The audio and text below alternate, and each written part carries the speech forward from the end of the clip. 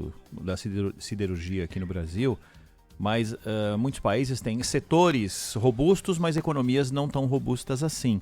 E a gente vive um momento de incerteza, apesar de vários números favoráveis da economia, mas com algumas perspectivas mais para frente de preocupação. Num cenário em que o setor tem lastro, mas a economia nem tanto, ou tem perspectivas mais para frente de bastante preocupação, como é que o setor reage de um dia para o outro? Fica na expectativa disso ser revisto ou já começa a buscar alternativas? O mercado não é tão amplo assim para principalmente num setor em que os Estados Unidos representam uma fatia tão importante, 2 bilhões de dólares só no último ano.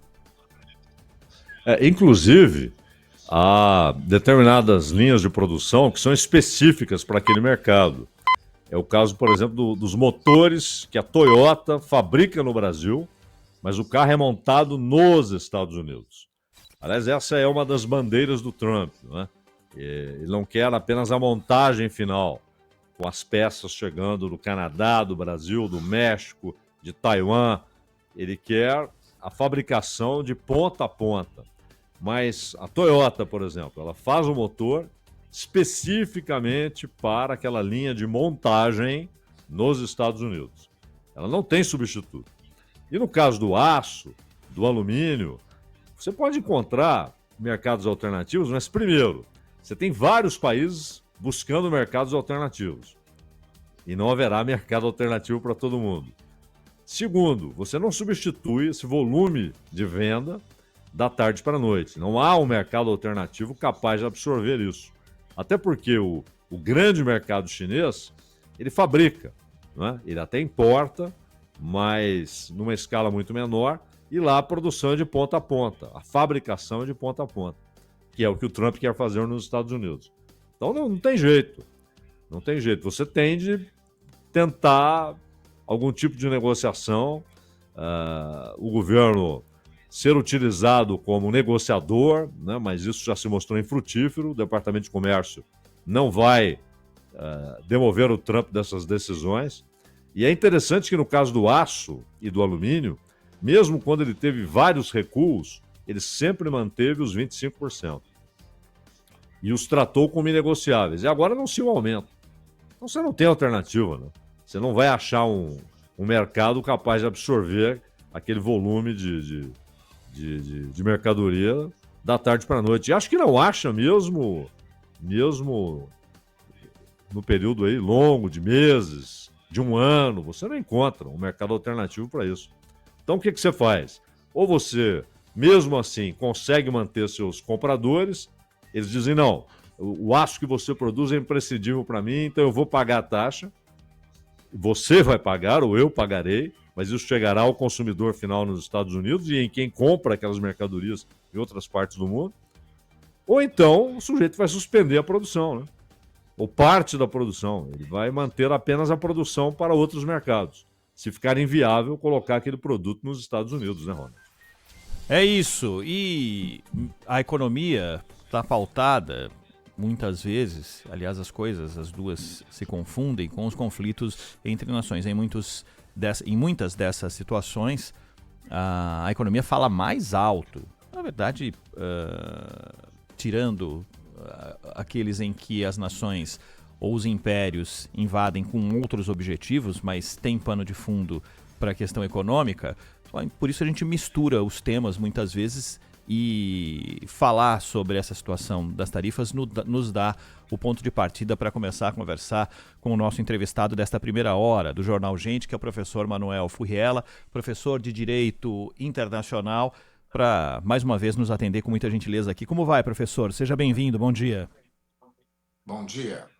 Professor, eu estava vendo aqui, a gente estava falando de Donald Trump, o senhor estava ouvindo a gente conversar a respeito de tarifas, mas eu estava lendo que o mês de Donald Trump tem quantidade de dias diferente das outras pessoas, das pessoas normais, porque há um mês ele está falando que em 2 semanas o conflito entre Rússia e Ucrânia vai chegar ao fim, ou pelo menos vai ter um encaminhamento.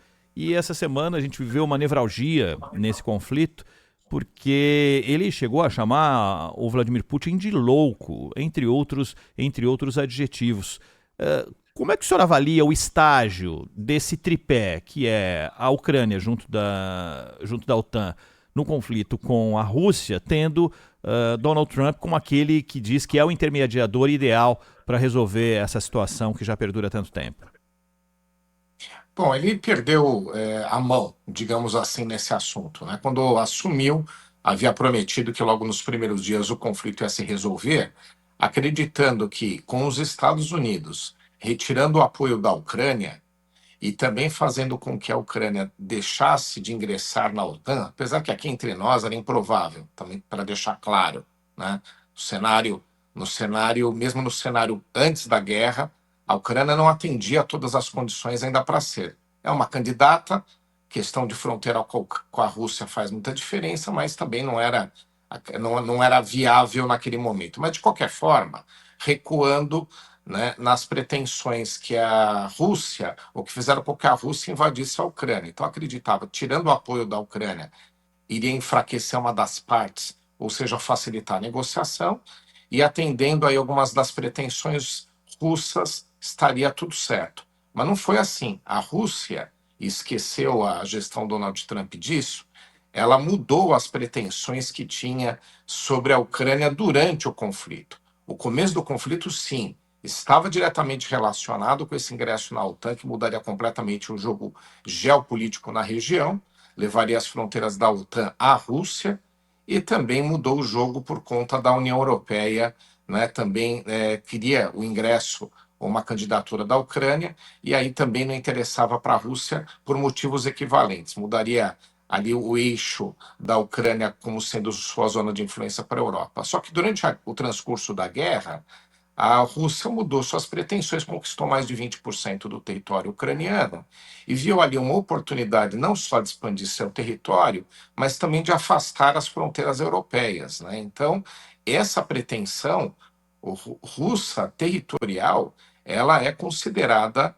inaceitável pela Ucrânia e também pela União Europeia, que já sabe que as expansões ou a retomada de territórios soviéticos pela Rússia não ficam adstritos à Ucrânia. Há outros objetivos também territoriais, outros estados que são alvo ali em toda a região. Primeiramente, Geórgia e aqueles próximos da própria Ucrânia, e depois vai saber até onde vai a vontade ou vai o interesse, né, de Putin. Então, tendo essa equação, a coisa não ficou simples.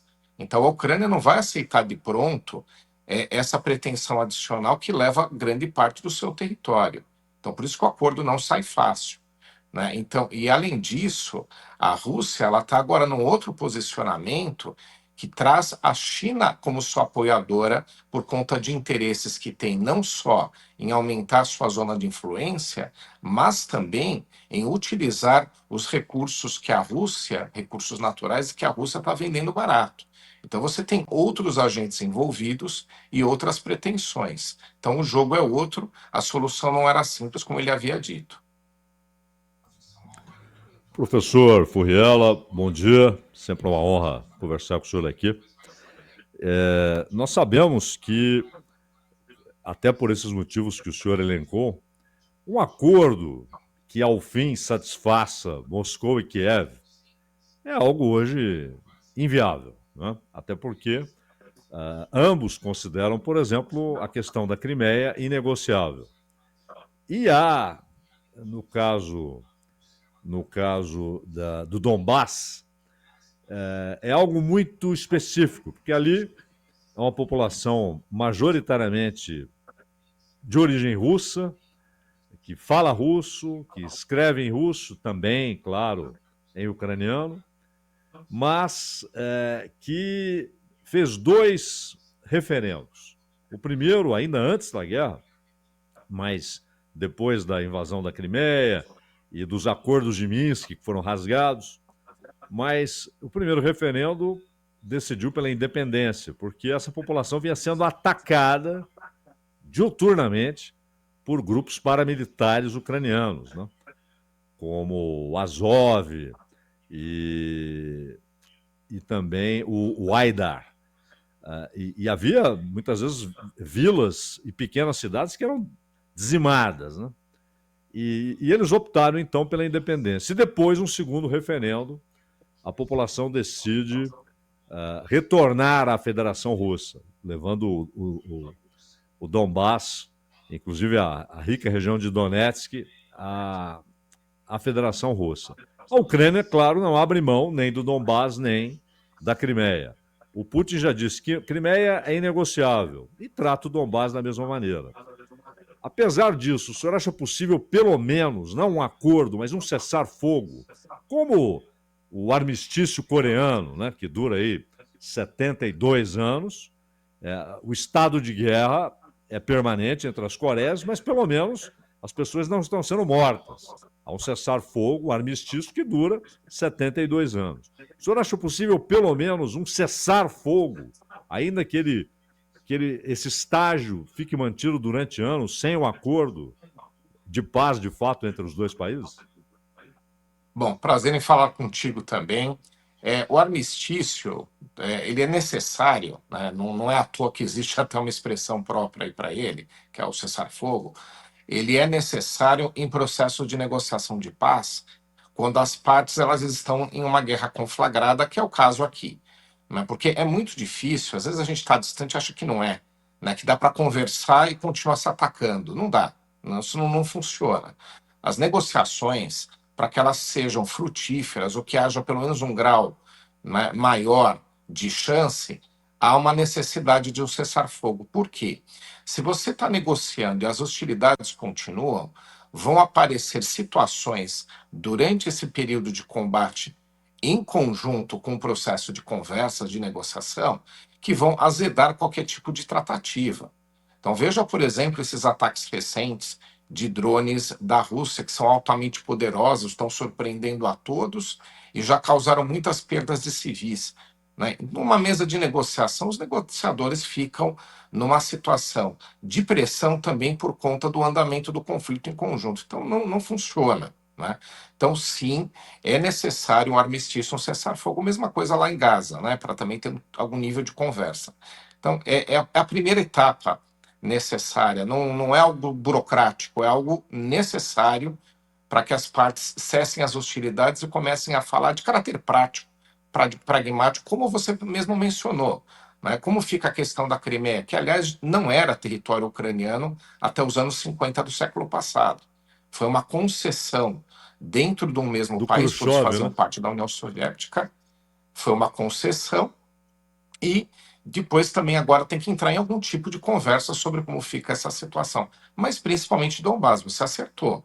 Então não é porque a Ucrânia foi a invadida, a sua autonomia foi questionada, ela teria direito de entrar na OTAN, na União Europeia, que o conflito, né, não faça sentido. Não, ela é a vítima, o território invadido. Agora também tem um outro ponto, que acho que foi bom você trazer. Tem uma série de resquícios do período soviético, quando eles faziam parte do mesmo Estado, e com a divisão territorial, as populações ficaram divididas entre os dois países, o caso, por exemplo, de um uma numerosa quantidade de russos ainda dentro do território ucraniano, que não tem que ser resolvido. A Ucrânia, aqui também para a gente ilustrar, mesmo antes do período, né, dessa guerra, ela era um Estado instável, com muitas questões a serem resolvidas. Esse é um dos motivos pelos quais eu digo, a chance de ela entrar na OTAN naquela época eram nulas. Tinha um apoio norte-americano, mas estruturalmente o país ainda não estava naquele ponto. Né? Ele não tinha condições. Dentre os problemas a serem resolvidos, está aí a população russa no seu território. Né? Mas pegando aqui o ponto da chance do armistício, eu acho que, pelo menos nos próximos dias, a chance é pequena, porque a Rússia decidiu retomar combates mais agressivos para mostrar o seu potencial e para aumentar o seu poder de barganha. Professor Furriela, o Ronald abriu a nossa conversa mencionando o Trump, né, aquela promessa que ele fez ainda em campanha. Não, no dia seguinte eu acabo com aquela guerra e tal. E o Trump tem sempre esses movimentos pendulares, né? Ele parece dançar o tempo todo e é preciso esperar que ele encerre a dança para saber o que ele vai fazer. Ele fez aquele acordo com a Ucrânia, inclusive incluindo terras raras, né? Os minérios muito especiais e imprescindíveis para para a indústria moderna, a indústria de alta tecnologia. Ele disse que a Ucrânia não entrará na OTAN, e é claro que basta o veto dos Estados Unidos para que isso não ocorra. E, ao mesmo tempo, quando ele chamou o Trump, o Putin, dizendo que o Putin parece estar louco, o Medvedev, que cuida da área de segurança, foi presidente durante um período, né? Ele respondeu dizendo que uma coisa muito ruim, na verdade, seria a Terceira Guerra Mundial. Foi a resposta que ele deu ao Trump, o que tensionou ainda mais essas relações.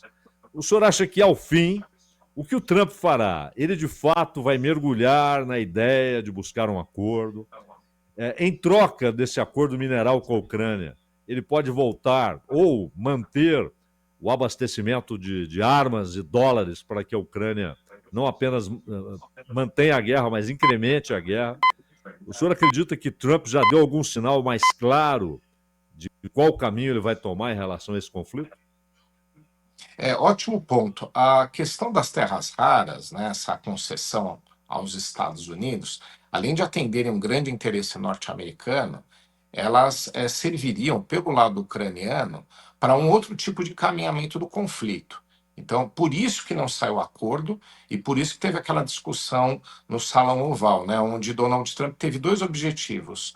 Um, de mostrar que o acordo proposto por Zelensky, que eu já vou dizer qual é, não interessava, e o outro para desgastar a autoridade do Zelensky, mostrá-lo como ingrato ao apoio norte-americano, né? Aquela cena que nós observamos. Então, apesar de ter sido uma cena deselegante, o fato é que a gente nunca pode achar que não tem objetivos nisso, né? Havia um objetivo de desgaste da autoridade da Ucrânia, do presidente ucraniano, né? Então, esse era o objetivo, em público, fazer o desgaste. Agora, o que acontece com relação às terras raras foi mais uma busca de algum tipo de encaminhamento. Então, os Estados Unidos falaram: olha, nós tivemos custos gigantescos aqui com o conflito, e é verdade.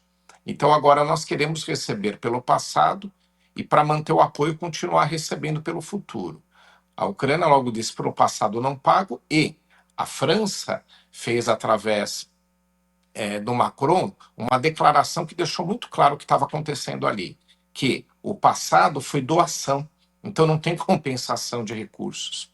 Então, só para a gente entender como as conversas estavam acontecendo naquele momento, tem tudo a ver com o que está acontecendo agora. Então tá bom, então vamos falar daqui para frente. Aí a Ucrânia falou: não, eu não quero somente pagar por recursos militares e econômicos que venham para eu continuar no conflito. Eu quero que os Estados Unidos me garantam a desocupação do meu território e a alocação de forças militares para me proteger do futuro. Os Estados Unidos disseram que isso eles não iam fazer. Eles não querem entrar, não podem entrar diretamente no conflito por motivos óbvios, senão eles vão ser partícipes também. O jogo fica outro, né, com consequências futuras incertas e terríveis, né? Então, não dá para funcionar assim. Então, o Zelensky falou: então, pelo menos, né, que não haja avanço e haja um apoio norte-americano, inclusive com tropas de paz, garantindo que não vai haver uma expansão. O governo americano também não pôde garantir isso. Então, era o que estava em jogo especificamente naquele momento. Então, agora, para o futuro, né, você tem uma situação de negociação de paz onde o governo americano agora resolveu pressionar o russo, porque já havia feito isso com o ucraniano, como eu mencionei, tirou apoio, desgastou a autoridade e por aí vai, e agora tem que fazer algo equivalente do lado russo. Para quê? Para diminuir as pretensões russas para ajudar numa negociação. A Ucrânia aceitar perder 22% do seu território, não ingressar na OTAN, não ingressar na União Europeia e por aí vai, né, e fora outras questões que podem vir aí, por exemplo, um pedido de indenização ou algo do tipo, né, fazem com que seja uma equação que não feche, e a Europa também não vai aceitar, vai apoiar a Ucrânia em não aceitar todas essas pretensões. Então agora parte Donald Trump para tentar desgastar Putin, para ver se diminui as pretensões e sai um acordo, né? Então, apesar da gente fazer algumas críticas aqui a Donald Trump em relação a esse assunto, o fato que, por ele ser um empresário, ele tem uma visão de negociação, ele joga esse jogo que eu estou falando, né? Agora é a etapa de tentar desgastar a Rússia não está entrando nessa, para ver se sai um acordo diminuindo o que a Rússia vai pedir. Esse é o jogo atual, e eu acho que também não vai por aí. Nós estamos conversando aqui na Rádio Bandeirantes com o professor Manuel Furriela, professor de Direito Internacional. Professor, essa semana foi marcada, aliás, ontem, por um pronunciamento de Emmanuel Macron, falando pela França, e instigando a União Europeia a se manifestar de maneira mais veemente com o que acontece na faixa de Gaza.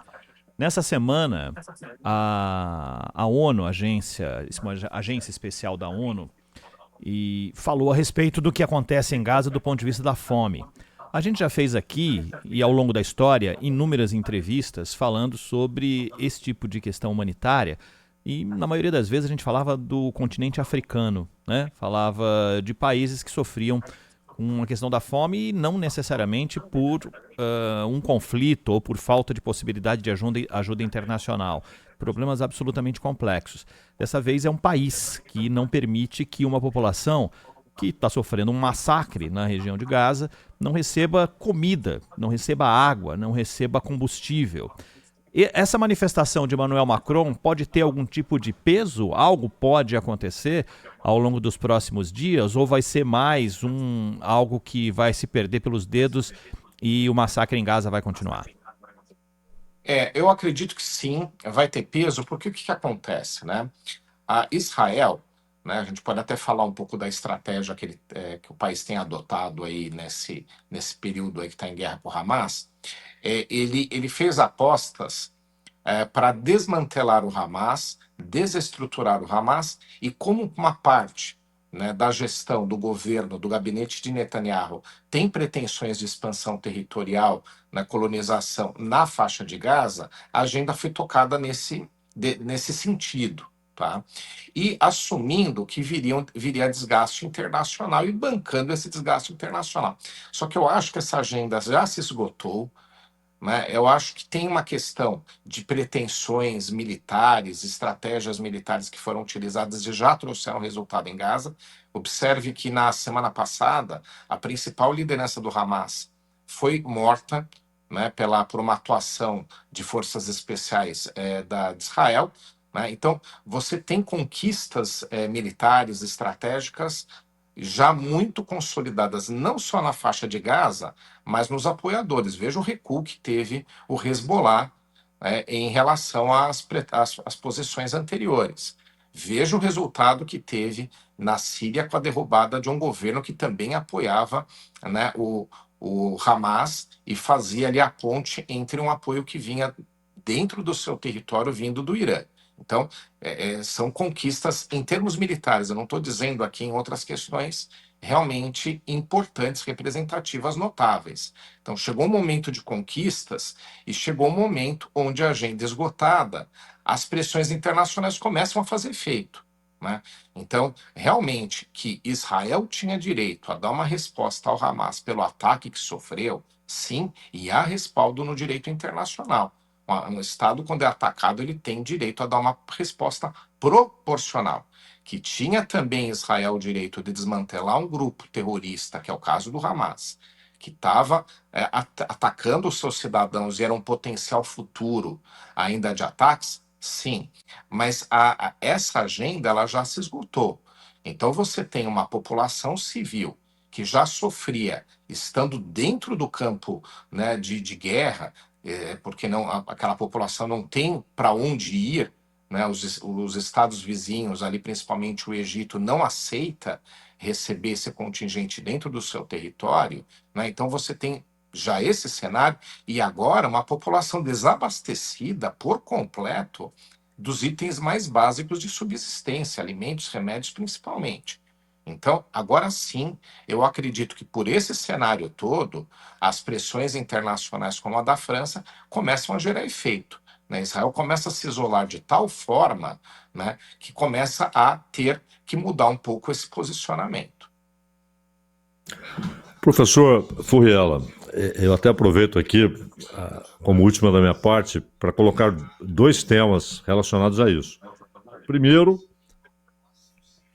como o senhor mencionou, há uma devastação em Gaza. Né? Se a gente fala em 55 mil mortos, seria como 5 milhões de brasileiros mortos em ações militares em 1 ano e meio, atacados por uma força militar bem treinada, bem equipada e que não vai encontrar resistência militar na faixa de Gaza. Né? E principalmente mulheres e crianças. O grupo majoritário é constituído de mulheres e crianças, ou seja, o futuro está sendo morto. E há aquela doutrina Smotrich, né, do Benzelai Smotrich, ministro do Netanyahu, que disse, olha, os dois povos não podem viver no mesmo espaço. Ele não fala em extermínio, é uma doutrina que já tem aí 8 anos, ele não fala em extermínio, mas ele fala em expulsão ou exílio forçado. Ele quer remover os palestinos da faixa de Gaza. E agora, até em resposta ao que disse o Macron, Israel, o governo israelense, ameaça anexar inteiramente a Cisjordânia, né? E destituir lá Mahmoud Abbas com o pedacinho que restou para o Abbas administrar, porque quase tudo administrado por Israel. Os ataques no Líbano são constantes. O Líbano, o seu sul é praticamente uma área ocupada, porque Israel decide quando atacar, onde atacar, se é um prédio residencial, se é um hospital, não importa. A Síria, como o senhor disse, mudou inteiramente o cenário com a saída do Assad. E aí entra uma questão chave, né, que é o Irã, que é o único oponente, de fato, hoje que Israel tem na região. E o Irã sabe que se entrar em guerra com Israel, os Estados Unidos entrarão em defesa de Israel. Aliás, talvez uma oportunidade que os Estados Unidos esperem desde 79, né?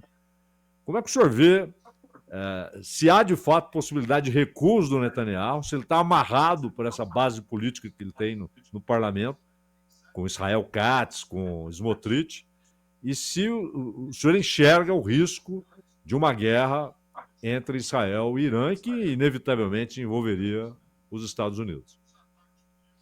Ótimos pontos, né? Aí tudo decorre de uma divisão que a ONU fez quando criou o Estado de Israel. Acertadamente criou o Estado de Israel, acertadamente fez uma divisão. Esse não é o meu ponto. O acerto houve no projeto, mas a ONU não executou. Então você tinha deslocados refugiados palestinos que precisavam ter recebido ali algum tipo de compensação, de indenização, né, serem alocados, né, de alguma forma. Então, a ONU simplesmente fez um plano, reconheceu o Estado de Israel, repito, tudo muito acertado, não executou, não cumpriu, e aí ficou a cargo, né, das próprias partes interessadas conduzir. Aí não funciona. Né? Se você bota para os próprios conduzirem uma agenda do outro, para o interesse do outro, da outra parte, como é que isso fica em pé? Não fica. Né? Então, precisaria ser alguém externo, papel da ONU com apoio das potências à época, Estados Unidos, ainda havia a União Soviética, acho que tinham toda a condição de ter estabilizado, arrumado, deixado uma situação digna para todas as partes, para israelenses e palestinos. Né? Todos têm seus direitos ali. Mas não foi o que aconteceu. As próprias partes em embate, os palestinos à época apoiados pelos árabes, esse jogo mudou bastante, né?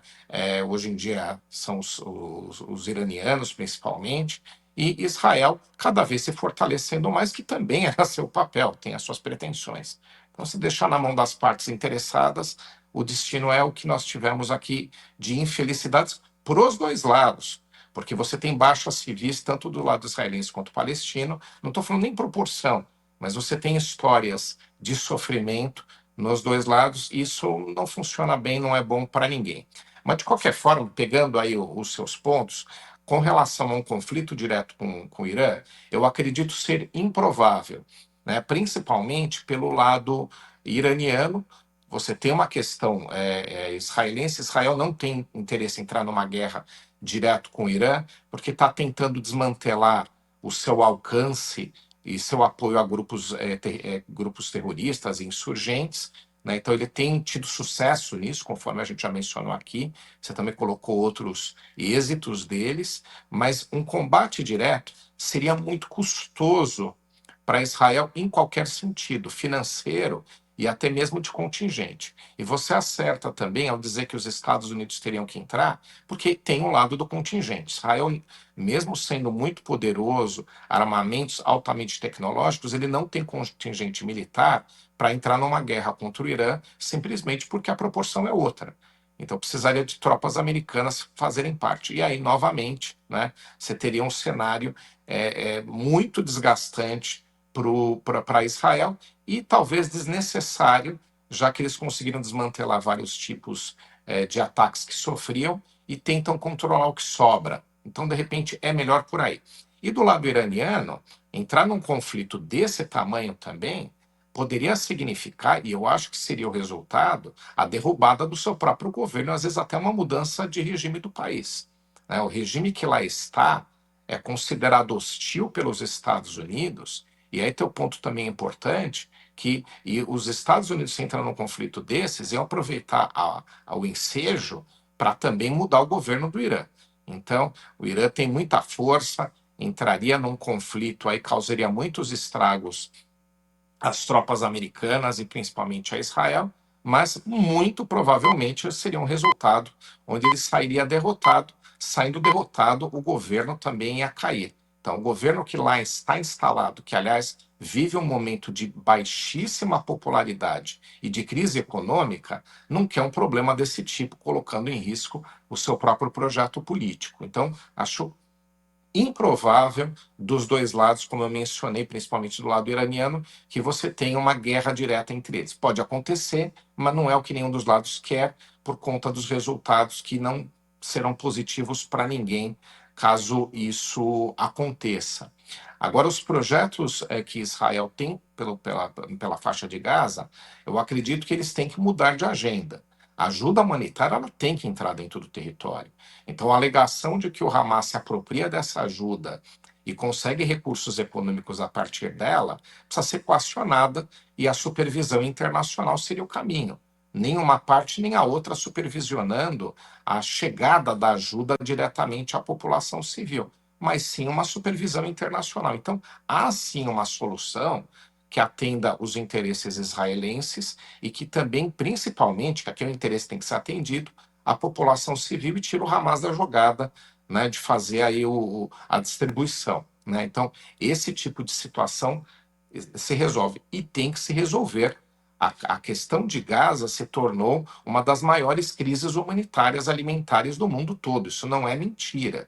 Existem problemas, foram mencionados aqui na África, a gente consegue até enumerar, pouco mencionados no exterior, por exemplo, na Eritreia, né, que é uma região que está padecendo muito também desse tipo de situação, mas a faixa de Gaza é a grande atenção do momento, é uma população represada, cercada, para onde não chega o básico para sua subsistência.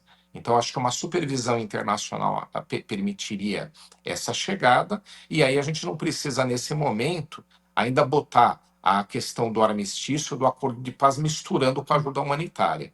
Se a gente mistura uma com a outra, a gente não atende à necessidade mais urgente, chegar à ajuda humanitária, pelo menos.